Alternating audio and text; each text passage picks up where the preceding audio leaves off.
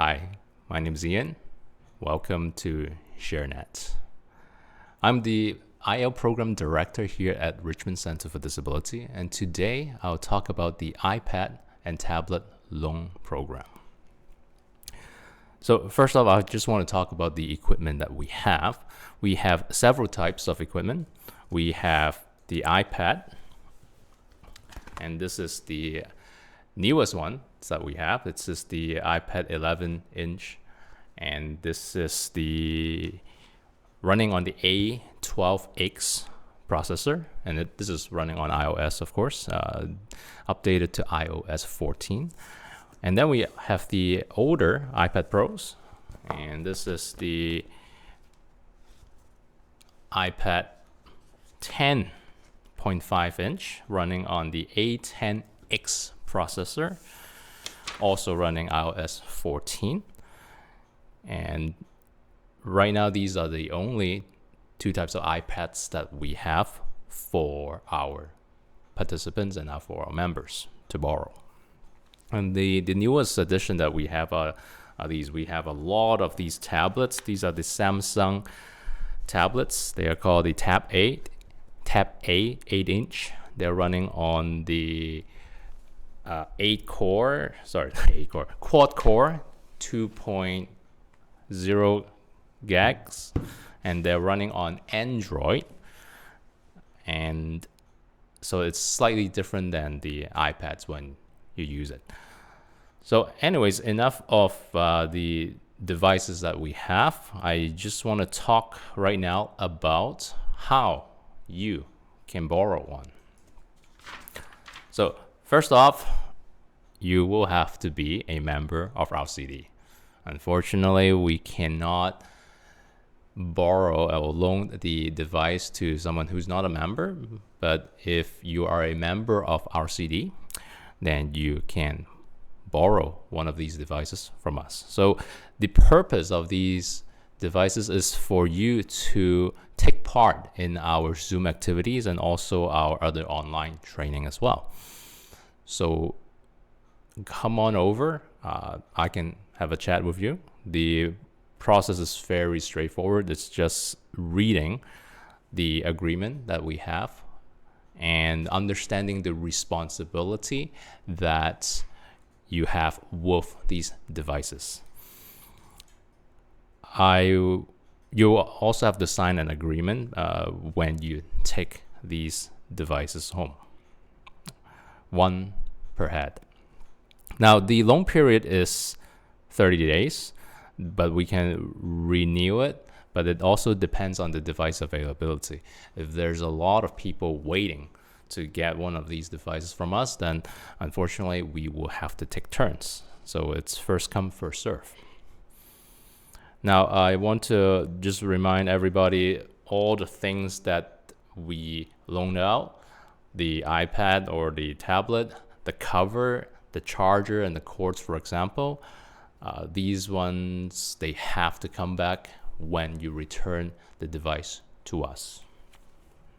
And the tablet must be in the cover at all times. Now, if you encounter any kind of problems, you can always call us or email us and notify any problems that you have experienced with one of our staff member. So the main person to go to will probably be me, and I will look into the problems that you're having. Now, the iPads are already preloaded with some applications, some apps, and the users may not delete or install more apps on their own, and you probably can't without the Apple ID. But you can request to have some apps installed, and I can do that for you as well. And you are responsible for the loss of the tablet. If you lose it somehow, I'm sorry, you will have to absorb the cost of a device. The agreement form will have the complete list of how much everything is, but let's hope that we don't get there. And finally, I just want to talk a little bit about the strategies for having a video conference session. So a lot of our members, sometimes they struggle to set up the perfect environment for them to have a session. So one of the most common problem is lighting. So very often that I either see our participants in the dark, like I can't even see the face. Make sure you are facing the light. You have plenty of light in front of you, not at the back. So what's in front of you is more important. So the best way to have a Zoom session, for example, is actually, if it's a sunny day out, looking at the window. Get that natural light in front of you so your face is lit up. And then secondly, the second most common problem in a Zoom session is the volume or the noise, background noise especially.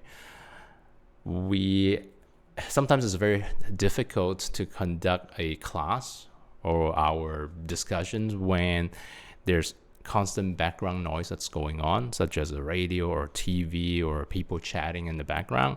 So try to find yourself a nice and quiet room, and then you can, for example, turn on your mic all the time, and then there won't be any background noise. If not, make use of that mute button as much as you can. Whenever you're not speaking, click on that mute button to mute yourself. It is probably one of the few ways that you can eliminate background noise as much as you can with that mute button. And of course, you can always disable video if you don't want other people to see you, for example. Or whenever you are not in front of your device, you can feel free to use that stop video button on Zoom. So I think this is all I'll talk about for now. Remember, we have the 3 devices. The iPads are always very limited. We have about 15 of these iPads in total, and right now they're almost all out. And then we have these new Androids, Samsung tablets. We have 12 of these, and so far they are not as popular as these iPads, but we're loaning out 1 or 2 at a time. So if you have any questions regarding the devices or the procedure of getting one, please contact me, and I will have a website. You can see a website link in the description, and I will get back to you whenever you message me or you approach me here at the center. And that is all for now, and I will see you perhaps next week. Thank you.